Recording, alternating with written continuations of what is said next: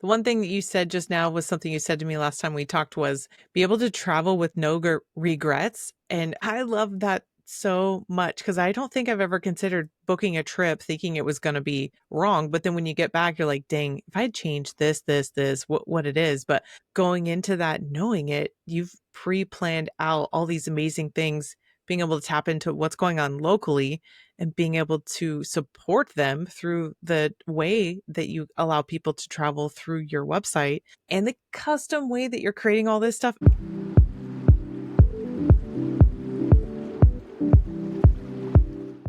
Hi, everybody, and welcome to the show. My name is Tiffany Alexander, and this show is called Unveiling Journeys. If you have seen this before, welcome back. And if this is your first time, a little bit about me. I love the power of networking. I love going to really fun get togethers. I love asking people, oh my gosh, you're so cool. How do I get to know more cool people like you? Or, my gosh, who do you know that I need to know? And that's how I get to meet cool people. And then I ask them to be on my show. And all of that, I try to keep tabs with everybody, right? Like following up, it's hard. But along the lines of that, I went to an amazing networking group, met some really cool people. And then at the end of it, I said, hey, let's hang out. Here's my calendar link. And then you actually get that one-on-one time instead of just, here's my business card and you walk away. And that's how I met our guest today. So I'm pretty excited because I got to hang out with him before and hear about all of the things that he's up to. And I wanted to share that with you guys. So with that, welcome, Zach. I'm so excited to have you on the show. Tell everybody a little bit about who you are and what you're up to right now. Thanks, Tiffany. A pleasure to be here. Well, let's see what I'm up to. Ultimately, trying to help people have better travel experiences. Time is precious and there's limited amount of resources or opportunities to get away and go experience culture and have time with your family or loved ones. So our goal is to really understand the intent of the trip, understand preferences on a very specific level, and be a matchmaker.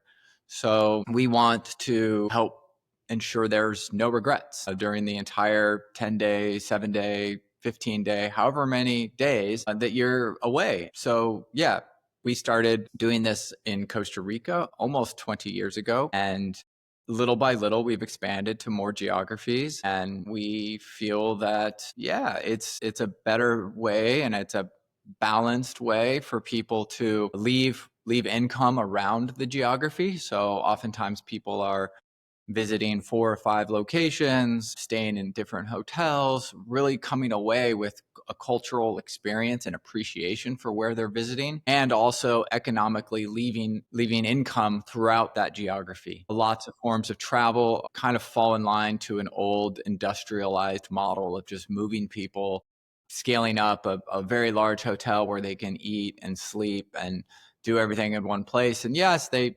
technically are in another country, but they're not really experiencing that country or traveling around that country. And so we want to enable people to actually, in a very comfortable, relaxed, low stress way, travel around a country. Wow. This is incredible. The one thing that you said just now was something you said to me last time we talked was be able to travel with no regrets. And I love that so much because I don't think I've ever considered booking a trip thinking it was going to be wrong. But then when you get back, you're like, dang, if I had changed this, what it is. But going into that, knowing it, you've pre planned out all these amazing things, being able to tap into what's going on locally and being able to support them through the way that you allow people to travel through your website and the custom way that you're creating all this stuff, it's just like blowing my mind because people hadn't realized that this is a thing just outside of orbits or I don't know what all these little dumb websites you could Google when you're like, I want to go on a trip. They're like, oh, that's my phrase, right? I to be able to find you, we need to know you. And that's why I wanted you on the show because I want people to go and not just happen upon, but like intentionally go to your site so they can travel through the amazing things that you're doing. So let's do this though. I want to hear your whole story from the beginning. Like, how did we get here? Like, let's start with where are you at right now? Where'd you grow up? And what do you want to be when you grow up? Okay, love that question. I'm in Los Angeles and I've been living here with my family since 2018. I'm originally from Oregon. My parents were city people from Chicago, and they decided they wanted to move out west to start a new life. And so they bought 5 acres outside of Eugene, Oregon, and we're kind of, yeah, just trying to carve out their own life. And so I grew up there, and my parents worked very hard. They didn't have a lot of resources, they didn't have a lot of family around, so they had to create a community. So they met lots of other people, and we used to have potlucks and hang out. And I felt like my parents would say that there was like my cousins, and then there was like the network of friends and family that we were around were kind of our real cousins, because we would spend holidays together and hang out. They weren't traveling back to Chicago or down to other parts of the country to visit their real relatives. So yeah, and my parents were uh, you know artists initially, and then my dad had to get a real job because it was a tough market in the 80s. And so yeah, that was my upbringing. I have two brothers, and I think I get a lot of my core values from my family. And my parents never really put constraints on me. I think they trusted me to make good decisions. They let me fail. They let me go through stuff, and I think that was a gift rather than paving the way for the child because, oh well, I have these expectations about my child, and they need to do this and they need to do that, and I need them to have this status, or at this point in time, or I'm not going to have a good story to tell about my kid. And so I think my parents gave us a wonderful, each of my brothers, a wonderful gift by preparing us, giving us a nice platform to grow up, but then also to go and be ourselves and express ourselves in the world. So I'm sorry, I don't know if that answers your question, No, it but was good. It was good. Well, so being able to be so free, did you think, man, I want to be an artist like my dad did for a little while? Or did you think, like, I'm going to be an entrepreneur? Like, did they even let you run with some of those ideas? Like, I wanted to be an astronaut growing up, and my mom really didn't say no. I'm like, I'm in, right? Like, I went to school for it. I made it happen. And I didn't make it happen, right? So here I am. Like, what'd you end up going to school for, too? okay. Number one, yeah, my parents were essentially entrepreneur artists. So they were going market to market selling pottery that they would hand make. So literally turning dirt into functional pottery, plates, lotion pumps, platters, all sorts of things. And then, yeah, like making that, putting it in their trailer, packing it up in crates so it didn't break, driving Yeah. it up and down the West Coast for these Saturday markets or art fairs and things like that. So I saw them work very, very hard physically with their amount of energy they had. And so I knew that they worked really hard. I wanted things to be a little easier on myself. And so, yeah, I have had many, many different jobs over the years. And, one thing back in school, so I initially was at the University of Oregon and studied business, and kind of like realized that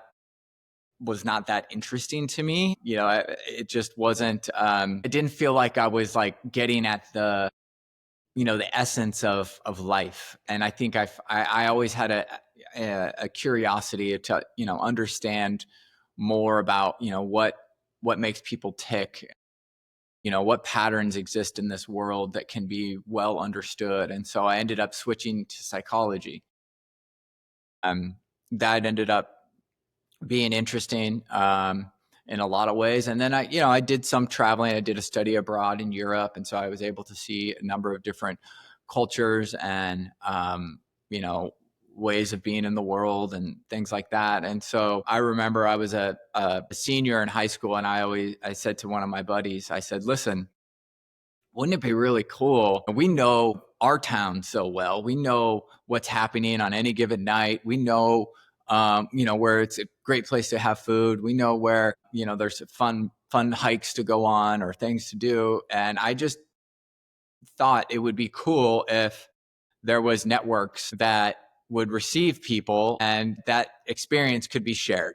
And it was just like a thought.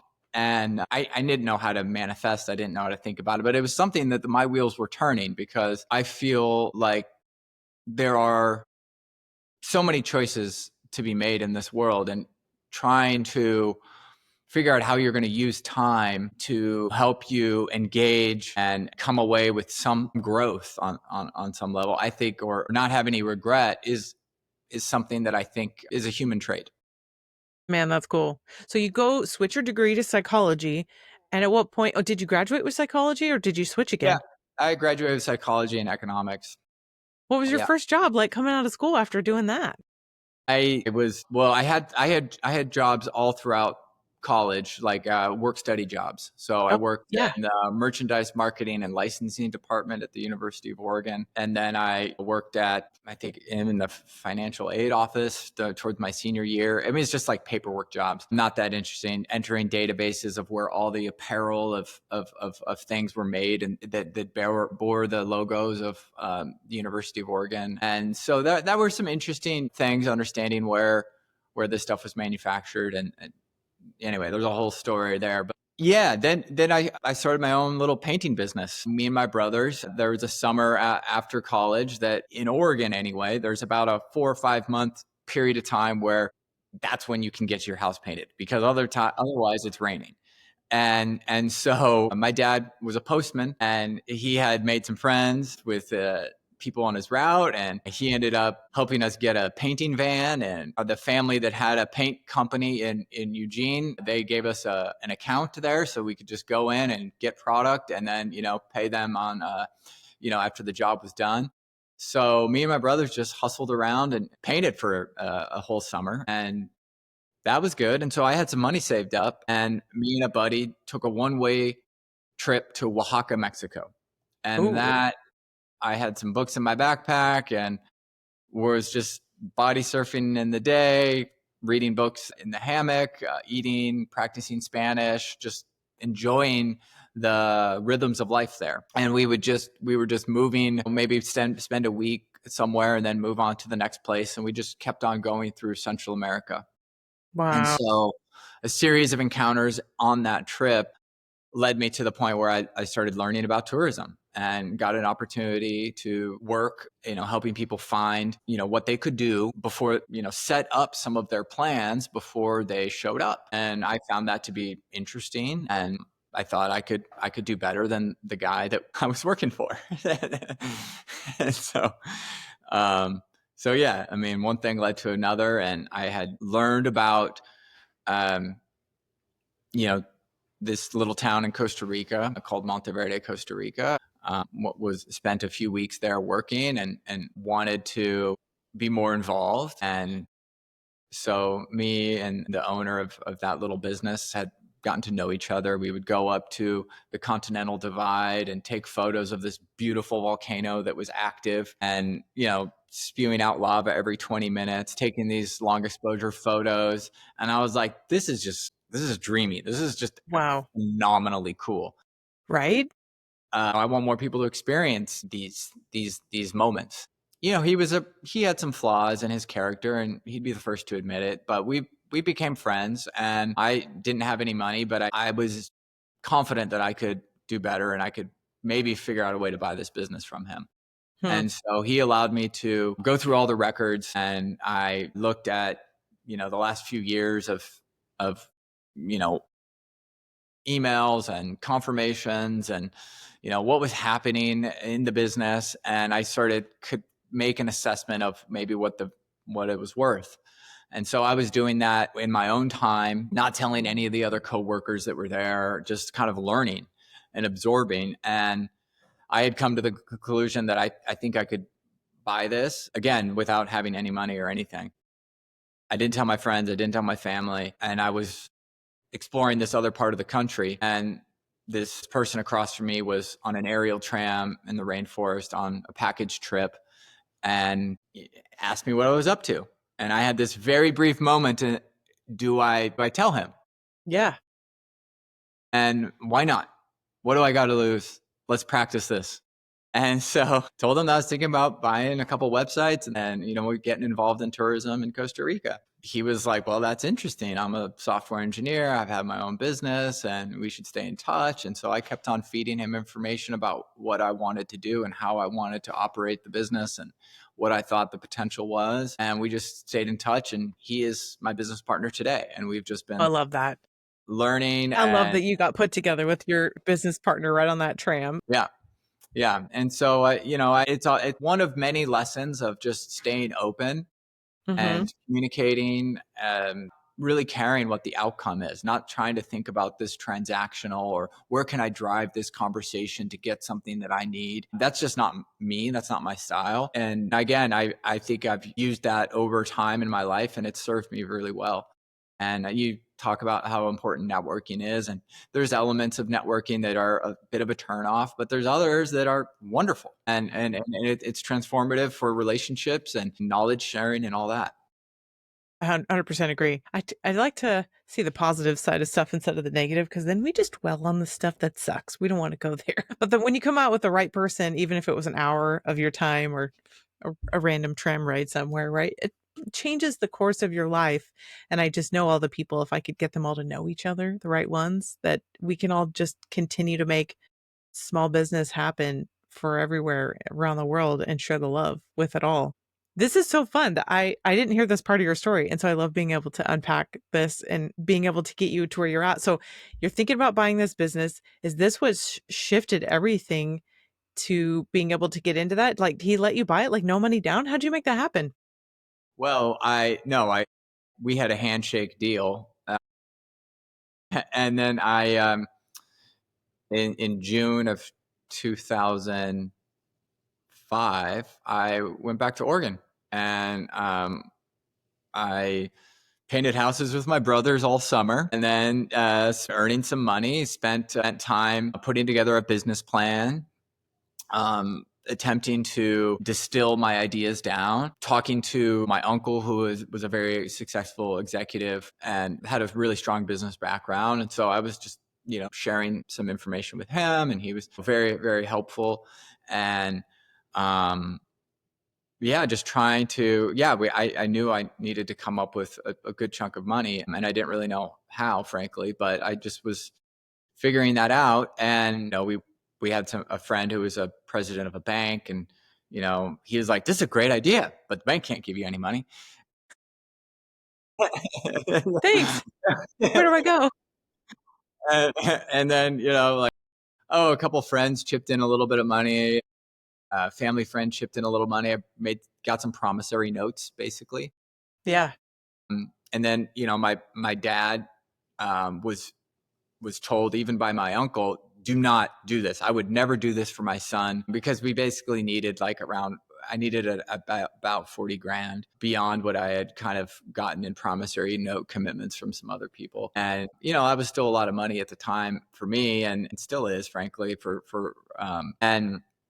my mom said, if we're not going to do this for our children that we believe in, uh, what is the point of all of this?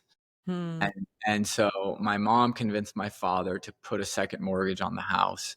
And so he was able to take out a little home equity.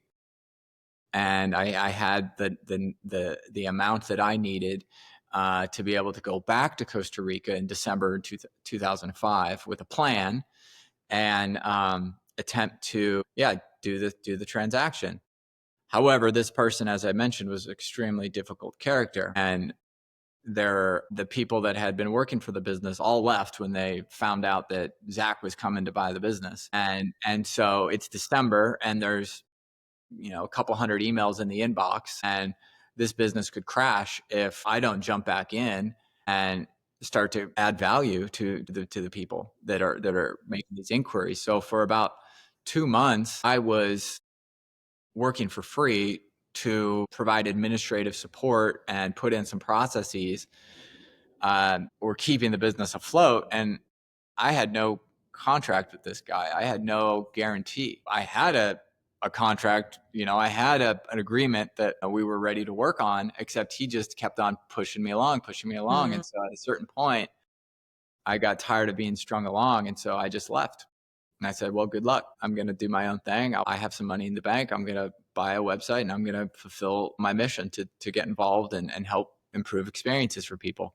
So I went to a few different places and I was having a good time getting some more perspective. And sure enough, he contacted me in a week and he said, all right, let's do the deal. I'm ready to do the deal. Get back here. I'll send a private car to come pick you up. And so, sure enough, in March 2006, we officially had an agreement. And so that kind of was the first time I had the ability to sort of wield some control. And my technology co-founder, who I had serendipitously met on the aerial tram, flew down to Costa Rica. I had bought all these new desks, and he had brought a server down, and we were just starting to make improvements that would help fix up that business. But Yeah. then ultimately, the real goal was for us to start Anywhere Costa Rica. Yeah. And so anywherecostarica.com was our first expression of what we really wanted to do. And that became, just our way to tell the story of the culture and the country and give people more awareness about what their options were. And, Yeah. hiring locals to be that support team that could help facilitate those experiences once people were interested in planning. So the website became very popular. And we had organically built an authority website for that country. But of course we make mistakes as entrepreneurs and things happen, and it was not all sunshine and rainbows, I can assure you. No, not at all. Yeah. So what was like maybe a blip of like one of those stories that you want to dive into just for a minute of um a moment when you're like, I needed to reach out to some people and then the people that helped you through that hard time. Was that hard to ask? Well, I mean, one thing, since we're kind of back in those early days, one thing that happened pretty soon after we had launched anywherecostarica.com. Which meant essentially I was driving around to every location in the country, meeting every hotel owner, meeting every guy with vehicles and a small little tour operator business in each of these locations, taking photos, shaking hands, publishing that information on our website, launching that website, manually building all the rate data in our database to be able to facilitate these services. So this was roughly May 2007. So I was uh, 26 years old and pretty happy, but kind of flying by the seat of my pants, frankly. And all of a sudden, the cops came into our office, and I got served with a 350-page demand, that a criminal lawsuit that I had been engaging in propaganda disloyale, which is a term that I was unfamiliar with. But essentially, there was some information published on these old websites that we had purchased. And when they had this famous hotel had problems with that information, and they were going to create a lawsuit against the old guy. And then instead, they came after me. And so that was very difficult. We had 5 days to answer this. I had to, my civil attorney in Costa Rica couldn't represent me. So we had to find someone that was a criminally certified lawyer to answer God. this. I didn't tell none of the coworkers knew this. My parents didn't know this. Friends didn't know this. This was just like, holy crap, this is kind of existential. Holy cow. And, meanwhile, I had built so many wonderful relationships and was so excited. I felt like I was helping everybody, helping the Mm, client, helping these network of suppliers get liquidity, helping people have better experiences in the country. And then all of a sudden, these guys do this versus like right. call me or talk about it or communicate. Yeah. So, long story short, that experience ended up in them learning a very hard lesson that they ultimately, the case was dismissed. Mm, They didn't get anything out of it except a massive waste of time. We are doing business today and have been for quite a long time.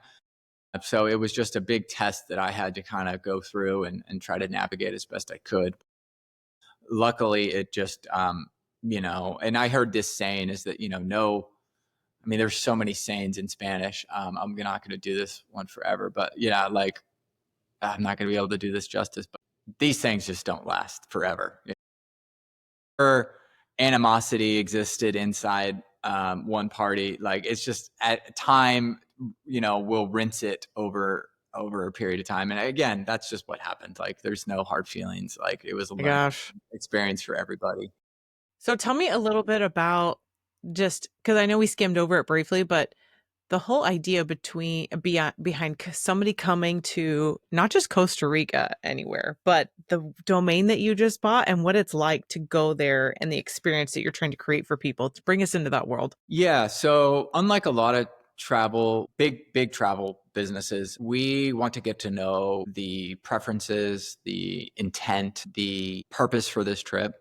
And so, we don't put up like, okay, book now, here's this package, or here's, hotel listings and all of this stuff, which essentially is a vending machine model of doing business. And we feel like that's not the way it ought to be. I think the way it ought to be is people should be given ability to select what this means and what they want to do and who's coming, and let the experts help curate that experience and go through an iterative process of, oh, okay, here's proposal number one. What do you like? What do you dislike? Is this budget okay? Do you want to adjust here? You want to adjust there? And that is a conversational relationship. And our job is not um, to sell. Our job is to listen, and our job is to ensure that it feels right to that visitor. It's their time, it's their money, and we play a role of ensuring that there's no regrets. As I mentioned before, we started in geographies that are more complicated in a lot of ways, places that where it's a developing economy. It's not like, okay, I'm going to New York City for 4 days, or I'm going to Paris for 3 days. Like, okay, you can just kind of figure it out on some level. There's a Yeah. lot of, experiences, there's logistics, there's things that it's helpful to have a plan when you show up. And so our approach was going after some of the more complicated geographies initially. And then now we're in a situation where for our repeat and our referral clients, we're able to help them travel to almost any geography. So we're planning trips to Greece, we're planning trips to Italy, we're planning trips to a bunch of places that aren't published on the website, because we have that capacity to do that. And we have established ourselves as a trusted brand. Even though we're not a household brand, the people that know us and have experienced what we offer, they know the difference. And Yeah. so we're relying on that and are patient enough to, just take it step by step. And Now, tell everybody the website that you now own. You had a little bit of a rebranding, you have a bunch of websites, but the main one that you paid a little bit of money for, a lot of.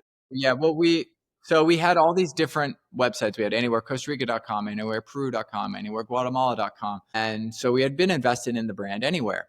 In 2014, we got ambitious and we said, well, let's buy anywhere.com and consolidate roughly 10,000 pages of unique content onto one domain. We'll be able to add more geographies to that one domain. Essentially, that's our brand. Let's just lean into that.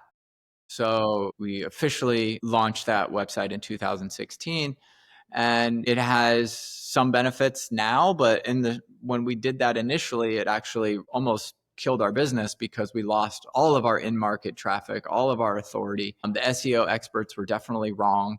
Google did not consider us to be valuable anymore. So we had to go out and earn our business and buy unqualified traffic, be more of a, just it's so painful to think about what could have been and should have been. But at the end of the day, again, it was just one more difficult test. And now we're at a stage where, we can continue to sustainably grow. And we like the idea of us. Well, what I'll say is this: our name has always been aspirational. We've always, known that it's going to be a process to achieve something as ambitious as Anywhere. And Yeah, anywhere. we're not and so sometimes it can feel like, what are we doing? this is really hard. But, step by step, little by little, bite-sized chunks, incremental improvements. And I think that, yeah, we'll continue to grow into that name. Yeah. So that, It yeah. sounds like you've had so many highs, so many lows. And one of my favorite questions I love to ask people is like, why do you keep trying so hard to continue to do all this stuff? Like your heart behind it all. Well, I'm an idealist, I suppose, is one way of answering it. I think nature supports balance, and I think out of chaos, order does emerge. And we, individuals, and human beings are, um, meant to have a more understanding of each other over time, rather than less. I believe that there's an opportunity when primary experiences of engaging in a different culture or visiting another culture, you are getting primary information about them. And then you kind of start to realize how many similarities there are rather than differences, rather than division. So I think these perspective generating experiences are important for the world. And I do think a byproduct of those perspective generating experiences is an um, increased understanding and potentially increased peace. And I think travel is our choice to make that the way it ought to be. Hopefully, little by little, there's people that more, um, yeah, just more understanding. That's great. At this point, someone's like, I want to go there. What's your favorite way for people to reach out to you other than your domain, anywhere.com? Where if someone's like, I just want to hang out with you, I want to get to know you more, I want to hear more about like what you're up to and potentially what you're doing next, where should they come find you? Well, I don't really have much of a social media presence. I do have a LinkedIn profile and I am responsive there. So that's how we got connected, Tiffany. And Yeah. you can find me there. I think that my profile will be in the show notes. So that's one spot. And there will also be a URL for the show specifically that people will be able to get a $100 credit when they sign up for any geography they choose. So it's just a small token and a way for people to be introduced to our way. And so, yeah, that there's a couple options. Oh, that's awesome. That's very generous of you to offer that to everybody to come. So check out the show notes, everybody. You'll be able to go find Zach Smith in LinkedIn. If you can't find him, friend me and I'll connect you to him. And then in the show notes, click below. So that way you can check out more of the information that he provided to everybody and that link. This has been wonderful. Thank you so much for telling your story, the highs, the lows, the crazy excitement of where you're at. I know there's so much more of it that we probably could have taken hours to unpack, but thank you for sharing your heart. What is the last little nugget that you want to leave with everybody today? I would say taking action and having and also responsibility for that action, and understanding that you can adapt and navigate, and test um, your ideas, your vision, whatever it might be.